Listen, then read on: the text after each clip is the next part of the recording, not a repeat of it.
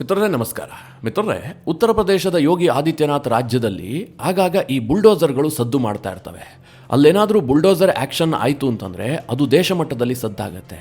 ಆದರೆ ಯಾವತ್ತೂ ಕೂಡ ಬುಲ್ಡೋಸರ್ ಹೋಗಿ ನಿಂತಹ ಸಂದರ್ಭದಲ್ಲಿ ಕಲ್ಲು ತೂರಾಟ ಆಗಿದ್ದು, ದಂಗೆ ಆಗಿದ್ದು ಇದು ಯಾವುದರ ಉದಾಹರಣೆಯೂ ಕೂಡ ಸಿಗೋದಿಲ್ಲ. ಯಾಕೆ ಅಂತಂದರೆ ಅಲ್ಲಿ ಯೋಗಿ ಅಂತಹ ಭಯವನ್ನು ಹುಟ್ಟಿಸಿದ್ದಾರೆ. ಏನಾದರೂ ದಂಗೆ ಮಾಡಿದ್ದೇ ಆದರೆ ಅದು ಮುಲ್ಲಾನೇ ಆಗಿರಲಿ, ಮೌಲಾನಾನೇ ಆಗಿರಲಿ, ಯಾರೇ ಬೇಕಾದರೂ ಆಗಿರಲಿ, ಯೋಗಿಯದ್ದು ಒಂದೇ ಮಾಡೆಲ್ ಟ್ರೀಟ್ಮೆಂಟ್. ಹೀಗಾಗಿ ಉತ್ತರ ಪ್ರದೇಶದಲ್ಲಿ ಈ ದಂಗೆ ಮಾಡೋದಕ್ಕೆ ಜನ 100 ಬಾರಿ ಯೋಚನೆ ಮಾಡ್ತಾರೆ.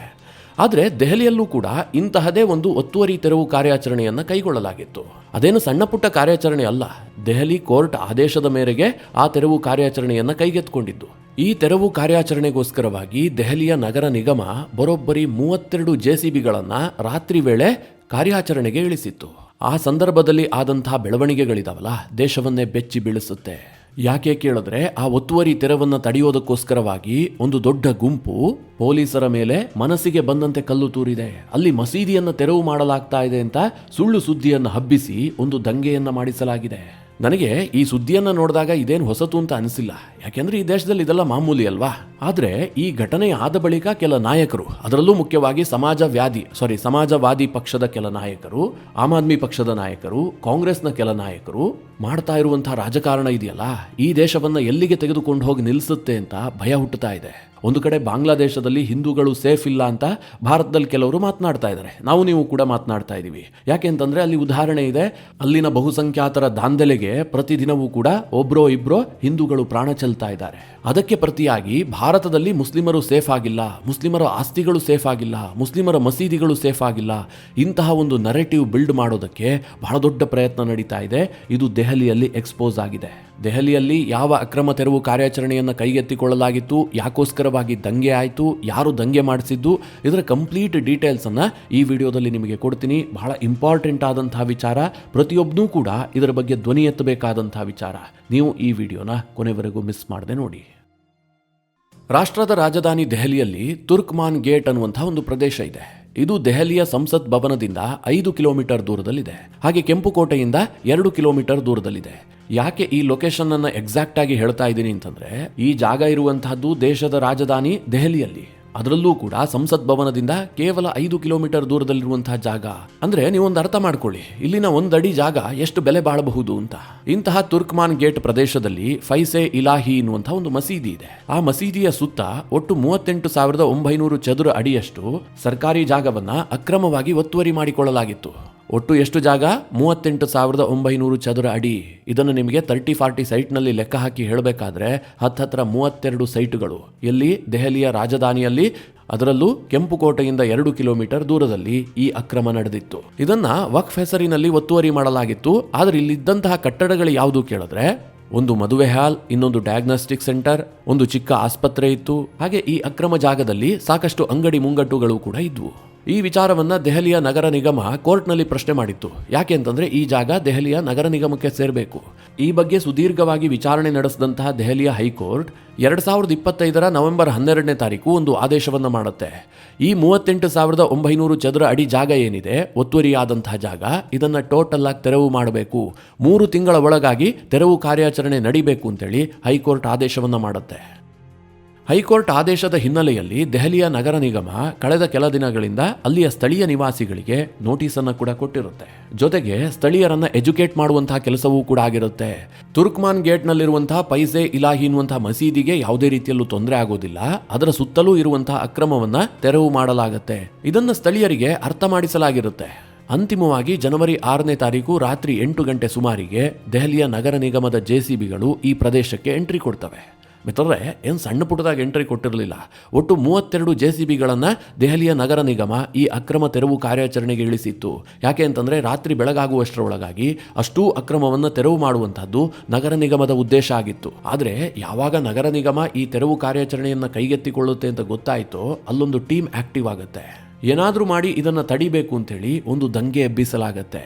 ಈಗ 32 JCBಗಳನ್ನು ತಂದು ಅಲ್ಲಿ ಅಕ್ರಮವನ್ನು ತೆರವು ಮಾಡಲಾಗ್ತಾ ಇದೆ ಅಂತಂದ್ರೆ ಅಲ್ಲಿ ಸಫಿಷಿಯೆಂಟ್ ಆದಂತಹ ಪೊಲೀಸರನ್ನ ಕೂಡ ನಿಯೋಜನೆ ಮಾಡ್ಕೊಂಡಿರ್ತಾರೆ ತಾನೆ. ಎಲ್ಲವೂ ಕೂಡ ವ್ಯವಸ್ಥಿತವಾಗಿ ಆಗಿತ್ತು. ಆದರೆ ಇನ್ನೊಂದು ಕಡೆಯಲ್ಲಿ ಆಕ್ಟಿವ್ ಆದಂತಹ ಟೀಮ್ ಇತ್ತಲ್ಲ, ಅವರು ಕೂಡ ಅಷ್ಟೇ ಸನ್ನದ್ಧವಾಗಿದ್ರು. ಯಾವ ರೀತಿಯಾಗಿ ಕೇಳಿದ್ರೆ, ಮೊದಲೇ ಸಾಕಷ್ಟು ಪ್ರಮಾಣದಲ್ಲಿ ಕಲ್ಲುಗಳನ್ನು ಸ್ಟೋರೇಜ್ ಮಾಡಲಾಗಿತ್ತು, ಬಡಕಾಯಿಸುವಂತಹ ಭಾಷಣಗಳನ್ನು ಮಾಡಿ ಜನರನ್ನ ಕೆರಳಿಸಲಾಗಿತ್ತು. ಜೊತೆಗೆ JCBಗಳು ಎಂಟ್ರಿ ಕೊಡ್ತಿದ್ದ ಹಾಗೆ ವಿಡಿಯೋಗಳನ್ನು ಮಾಡಿ ನಮ್ಮ ಪೈಸೆ ಇಲಾಹಿ ಮಸೀದಿಯನ್ನ ಒಡೆಯೋದಕ್ಕೆ ಅವರ ಮಿಲಿಟರಿ ಬಂದಿದೆ ಹೀಗಂತ ವಿಡಿಯೋ ಮಾಡಿ ಹರಿಬಿಡಲಾಯಿತು. ಹೀಗಾಗಿ ರಾತ್ರಿ 10ರಿಂದ 11 ಗಂಟೆ ಸಮಯದಲ್ಲಿ ವಿಪರೀತವಾಗಿ ಜನ ಜಮಾವಣೆಗೊಂಡ್ರು. ನೋಡ್ತಿದ್ದಂತೆ ಕಲ್ಲು ತೂರಾಟ ಆರಂಭಗೊಳ್ತು. ಅಲ್ಲಾಹೋ ಅಕ್ಬರ್ ಅಂತ ಘೋಷಣೆಯನ್ನ ಕೂಗ್ತಾ ಪೊಲೀಸರ ಮೇಲೆ ಮನಸ್ಸಿಗೆ ಬಂದಂತೆ ಕಲ್ಲು ತೂರಿದ್ರು. ಪೊಲೀಸರು ಸ್ವಲ್ಪ ರೆಡಿಯಾಗಿದ್ರು ಅಂತ ಅನ್ಸುತ್ತೆ. ಯಾಕೆಂತಂದ್ರೆ ಈ ತುರ್ಕ್ಮಾನ್ ಘಾಟ್ ಇದೆಯಲ್ಲ, ಇಲ್ಲೆಲ್ಲ ಸುತ್ತಮುತ್ತ ಯಾರಿದ್ದಾರೆ ಎನ್ನುವಂತಹ ಕಲ್ಪನೆ ಪೊಲೀಸರಿಗಿತ್ತಲ್ಲ. ಹೀಗಾಗಿ ಅವರು ಕೂಡ ರೆಡಿಯಾಗಿ ಬಂದಿದ್ರು. ಅವರು ಮೊದಲಿಗೆ ಟಿಯರ್ ಗ್ಯಾಸ್ಗಳನ್ನು ಸಿಡಿಸಿದ್ರು, ಲಾಠಿ ಚಾರ್ಜ್ ಮಾಡಿದ್ರು. ಆದರೆ ಒಟ್ಟಿಗೆ 300ರಿಂದ 400 ಜನ ಸೇರಿದ ಕಾರಣದಿಂದಾಗಿ ಪೊಲೀಸರ ಮೇಲೆ ಮನ ಬಂದಂತೆ ಕಲ್ಲು ತೂರಲಾಯಿತು. ಅನೇಕ ಪೊಲೀಸರು ಗಾಯಗೊಂಡರು.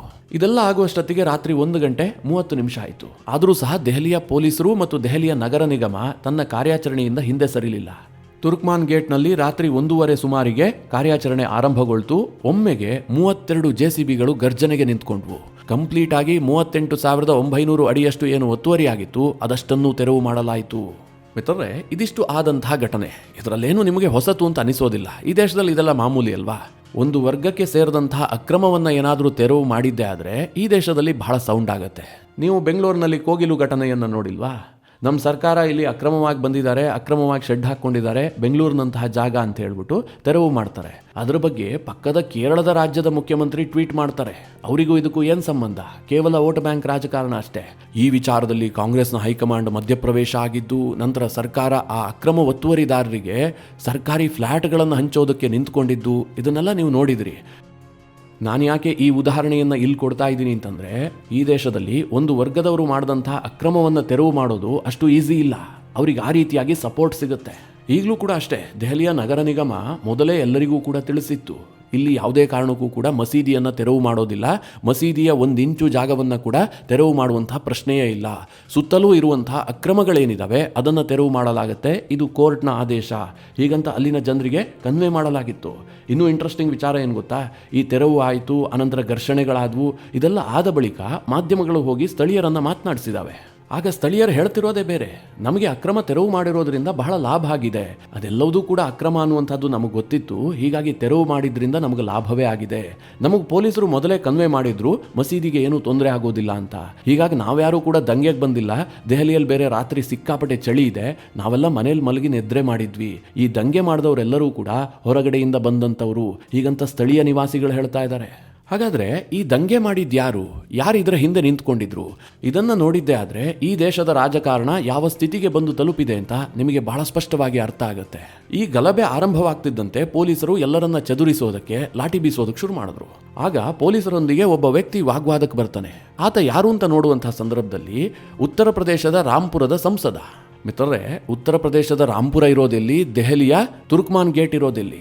ಒಂದಕ್ಕೊಂದಕ್ಕೇನಾದರೂ ಸಂಬಂಧ ಇದೆಯಾ?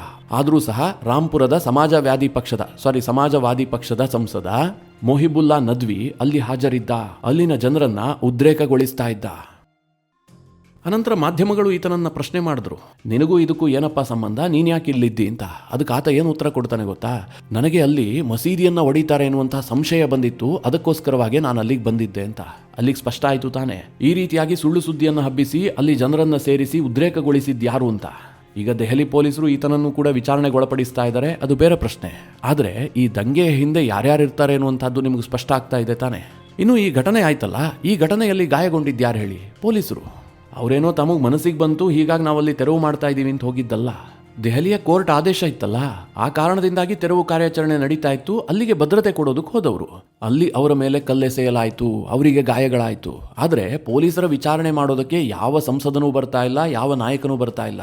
ಬದಲಾಗಿ ಆ ಗಲಭೆ ಮಾಡಿದ್ರಲ್ಲ, ರಾತ್ರಿ ವೇಳೆ ಬಂದು ಕಲ್ಲೆಸೆದ್ರಲ್ಲ, ಅವರ ಪರವಾಗಿ ಮಾತನಾಡೋದಕ್ಕೆ ಎಷ್ಟು ಜನ ಸಾಲುಗಟ್ಟಿ ನಿಂತಿದ್ದಾರೆ ಗೊತ್ತಾ? ಇನ್ನೋರ್ವ ಸಮಾಜವಾದಿ ಪಕ್ಷದ ನಾಯಕ ST ಹಸನ್ ಅನ್ನುವಂಥವನು ಒಂದು ಸ್ಟೇಟ್ಮೆಂಟ್ ಕೊಟ್ಟಿದ್ದಾನೆ. ಆತ ಏನು ಹೇಳಿದ್ದಾನೆ ಅಂತಂದರೆ, ಆ್ಯಕ್ಷನ್ಗೆ ರಿಯಾಕ್ಷನ್ ಆಗಿದೆ ಅಷ್ಟೇ. ಅಂದರೆ ಅಲ್ಲಿ ಕಲ್ಲೆಸೆದವರು ತಪ್ಪೇ ಮಾಡಿಲ್ಲ ಅಂತ ಈತ ಹೇಳ್ತಾ ಇದ್ದಾನೆ. ಪೊಲೀಸರು ಆ್ಯಕ್ಷನ್ ಮಾಡಿದ್ದಾರೆ, ಅದಕ್ಕೆ ಇವ್ರದ್ದು ರಿಯಾಕ್ಷನ್ ಬಂದಿದೆ ಅಂತ. ಇನ್ನು ಕಾಂಗ್ರೆಸ್ ಪಕ್ಷದ ಸಂಸದ ಇಮ್ರಾನ್ ಮಸೂದ್ ಒಂದು ಸ್ಟೇಟ್ಮೆಂಟ್ ಕೊಟ್ಟಿದ್ದಾನೆ. ಅದೆಲ್ಲವೂ ಕೂಡ ವಕ್ಫ್ ಆಸ್ತಿ ಆಗಿತ್ತು, ಹೀಗಾಗಿ ಜನ ಅದನ್ನು ಉಳಿಸ್ಕೊಳ್ಳೋದಕ್ಕೋಸ್ಕರವಾಗಿ ಈ ರೀತಿಯಾಗಿ ಮಾಡಿದ್ದಾರೆ ಅಂತ ಆತನ ಸ್ಟೇಟ್ಮೆಂಟ್. ಇನ್ನು ಇಂತಹ ಘಟನೆಯಾದರೆ ಓವೈಸಿಯ ಭಾಷಣ ಇಲ್ಲದೆ ಇರುತ್ತಾ? ಓವೈಸಿಯದ್ದು ಕೂಡ ರಿಯಾಕ್ಷನ್ ಬಂದಿದೆ. ಓವೈಸಿ ಹೇಳಿರೋದೇನು ಕೇಳಿದ್ರೆ, ನಮ್ಮ ಬಳಿಯಲ್ಲಿ ಬೇಕಾದಂತಹ ದಾಖಲೆಗಳಿದಾವೆ, ಅದೆಲ್ಲವೂ ಕೂಡ ವಕ್ಫ್ನ ಆಸ್ತಿ. ಹೈಕೋರ್ಟ್ನಲ್ಲಿ ಆದೇಶ ಆಯಿತು ಅಂತ ತರಾತುರಿಯಲ್ಲಿ ತೆರವು ಮಾಡಲಾಗಿದೆ. ಸುಪ್ರೀಂ ಕೋರ್ಟ್ನಲ್ಲಿ ನಾವಿದನ್ನು ಪ್ರಶ್ನೆ ಮಾಡ್ತೀವಿ. ವಕ್ಫ್ ಆಸ್ತಿ ಅನ್ನೋದಕ್ಕೆ ಬೇಕಾದಷ್ಟು ಸಬೂತು ಇದೆ ಅಂತ ಓವೈಸಿ ಹೇಳ್ತಾ ಇದ್ದಾರೆ. ಹಾಗಾದ್ರೆ ನನ್ನದೊಂದು ಪ್ರಶ್ನೆ ಇದೆ. ದೆಹಲಿ ಹೈಕೋರ್ಟ್ ಆರ್ಡರ್ ಮಾಡಿದ್ಯಾವತ್ತು? 2025 ನವೆಂಬರ್ 12ನೇ ತಾರೀಕು. ದೆಹಲಿಯ ನಗರ ನಿಗಮ ತೆರವು ಕಾರ್ಯಾಚರಣೆಯನ್ನು ಕೈಗೊಂಡಿದ್ದು ಜನವರಿ 6ನೇ ತಾರೀಕು. ಮಧ್ಯದಲ್ಲಿ 2 ತಿಂಗಳ ಸಮಯಾವಕಾಶ ಇತ್ತು. ಇಷ್ಟೆಲ್ಲ ದಾಖಲೆಗಳಿದ್ರೆ ಸುಪ್ರೀಂ ಕೋರ್ಟ್ಗೆ ಯಾಕೆ ಹೋಗಿಲ್ಲ, ಅಥವಾ ಕೋರ್ಟ್ಗೆ ಯಾಕೆ ಸಬ್ಮಿಟ್ ಮಾಡಿಲ್ಲ? ಸುಮ್ಮನೆ ನೀವು ಜನರನ್ನ ದಾರಿ ತಪ್ಪಿಸುವಂತಹ ಕೆಲಸವನ್ನ ಯಾಕೆ ಮಾಡ್ತಾ ಇದ್ದೀರಿ? ಇದನ್ನ ಈ ದೇಶದ ಜನ ಪ್ರಶ್ನೆ ಮಾಡಬೇಕು. ಆದರೆ ನಮ್ಮ ದೇಶದ ಜನ ಗೊತ್ತಲ್ಲ, ಬಹಳ ತಾಳ್ಮೆಯನ್ನು ತೆಗೆದುಕೊಳ್ತಾರೆ. ಸದ್ಯ ದೇಶದಲ್ಲಿ ಬಹಳ ದೊಡ್ಡ ಪ್ರಮಾಣದಲ್ಲಿ ಒಂದು ಹುನ್ನಾರ ನಡೀತಾ ಇದೆ. ಅದೇನು ಕೇಳಿದ್ರೆ, ಬಾಂಗ್ಲಾದೇಶದಲ್ಲಿ ಹಿಂದೂಗಳ ಮೇಲೆ ದಬ್ಬಾಳಿಕೆ ಆಗ್ತಾ ಇದೆಯಲ್ಲ, ಭಾರತವೂ ಏನು ಕಮ್ಮಿ ಇಲ್ಲ, ಭಾರತದಲ್ಲಿ ಮುಸ್ಲಿಮರ ಮೇಲೆ ದಬ್ಬಾಳಿಕೆ ಆಗ್ತಾ ಇದೆ. ಇಲ್ಲಿ ಮುಸ್ಲಿಮರ ಆಸ್ತಿಗಳನ್ನ ಕಬ್ಜಾ ಮಾಡಲಾಗ್ತಾ ಇದೆ ಎನ್ನುವಂಥ ಒಂದು ನರೇಟಿವ್ ಬಿಲ್ಡ್ ಮಾಡಲಾಗ್ತಾ ಇದೆ. ಈ ರೀತಿಯಾದಂತಹ ನರೇಟಿವ್ ಬಿಲ್ಡಿಂಗ್ ಪ್ರೋಗ್ರಾಮ್ಗೆ ಈ ಎಲ್ಲಾ ಪಕ್ಷದ ರಾಜಕಾರಣಿಗಳು ಪಕ್ಷಭೇದವನ್ನು ಮರೆತು ಒಟ್ಟಾಗಿದ್ದಾರೆ. ಸಣ್ಣದಾಗಿ ನೀವೊಂದು ಯೋಚನೆ ಮಾಡಿ. ಈ ದೇಶದಲ್ಲಿ ಬಹುಸಂಖ್ಯಾತ ಹಿಂದೂಗಳಿದ್ದಾರೆ. ತಮಿಳುನಾಡಿನ ಒಂದು ದೇವಸ್ಥಾನದಲ್ಲಿ ಹಿಂದೂಗಳಿಗೆ ಸೇರಿದಂತಹ ಒಂದು ದೀಪಸ್ತಂಭದ ಮೇಲೆ ದೀಪವನ್ನು ಬೆಳಗಿಸೋದಕ್ಕೆ ಅಲ್ಲಿನ ಹೈಕೋರ್ಟ್ ಆದೇಶ ಮಾಡುತ್ತೆ. ಆದರೆ ಸರ್ಕಾರ ಅದಕ್ಕೆ ಅವಕಾಶ ಕೊಡೋದಿಲ್ಲ. ಬದಲಾಗಿ ಆ ಆದೇಶ ಕೊಟ್ಟಂತಹ ಹೈಕೋರ್ಟ್ ಜಡ್ಜ್ ವಿರುದ್ಧವೇ ಮಹಾಭಿಯೋಗವನ್ನು ತರೋದಕ್ಕೆ ಲಜ್ಜೆಗೆಟ್ಟಂತಹ ರಾಜಕೀಯ ಪಕ್ಷಗಳು ಮುಂದಾಗ್ತವೆ. ಆದರೂ ಕೂಡ ಹಿಂದೂಗಳು ಎಲ್ಲೂ ಕಲ್ಲೆಸಿಲಿಲ್ಲ. ಮತ್ತೆ ಕೋರ್ಟಿಗೆ ಹೋದರೂ ನ್ಯಾಯವನ್ನು ಪಡೆದುಕೊಂಡ್ರು. ಆದರೆ ದೆಹಲಿಯಲ್ಲಿ ಅಕ್ರಮವಾಗಿ ನಿರ್ಮಿಸಿದಂತಹ ಕಟ್ಟಡಗಳನ್ನು ತೆರವು ಮಾಡೋದಕ್ಕೆ ಕೋರ್ಟ್ ಮಾಡಿದಂತಹ ಆದೇಶ, ಈ ಹಿನ್ನೆಲೆಯಲ್ಲಿ ತೆರವು ಕಾರ್ಯಾಚರಣೆಯನ್ನ ಮಾಡ್ತಾ ಇದ್ರೆ ಇವರು ಕಲ್ಲೆಸಿತಾರೆ, ಅವರಿಗೆ ಈ ನಾಯಕರು ಸಪೋರ್ಟ್ ಮಾಡ್ತಾರೆ. ಮತ್ತೆ ಇವರೆಲ್ಲರೂ ಕೂಡ ಈ ದೇಶದ ಸಂವಿಧಾನದ ರಕ್ಷಕರು. ಇವರೆಲ್ಲರ ಕೈಲಿ ಚುನಾವಣೆ ಬಂದಂತಹ ಸಂದರ್ಭದಲ್ಲಿ ಸಂವಿಧಾನದ ಪುಸ್ತಕಗಳು ಕಾಣ್ತವೆ. ಮಿತ್ರರೇ, ಓವರ್ ಆಲ್ ಆಗಿ ಈ ವಿಚಾರದ ಕುರಿತಾಗಿ ನಿಮ್ಮ ಅನಿಸಿಕೆ ಅಭಿಪ್ರಾಯಗಳೇನು? ಕಮೆಂಟ್ ಮಾಡುವ ಮೂಲಕ ನಮಗೆ ತಿಳಿಸಿ. ಹಾಗೆ ನಿಮಗೆ ಈ ವಿಡಿಯೋ ಇಷ್ಟವಾದರೆ ಲೈಕ್ ಮಾಡಿ. ಜೊತೆಗೆ ನೀವಿನ್ನೂ ನಿಮ್ಮ ನೆಚ್ಚಿನ ಸಂಸ್ಕಾರ ಸೌರಭ ಯೂಟ್ಯೂಬ್ ಚಾನಲ್ನ ಸಬ್ಸ್ಕ್ರೈಬ್ ಮಾಡಿಲ್ಲ ಅಂತಾದರೆ ಈ ಕೂಡಲೇ ಸಬ್ಸ್ಕ್ರೈಬ್ ಮಾಡಿ. ಮುಂದಿನ ಎಲ್ಲ ಅಪ್ಡೇಟ್ಗಳ ನೋಟಿಫಿಕೇಷನ್ಗಾಗಿ ಬೆಲ್ ಐಕಾನ್ ಒತ್ತಿ.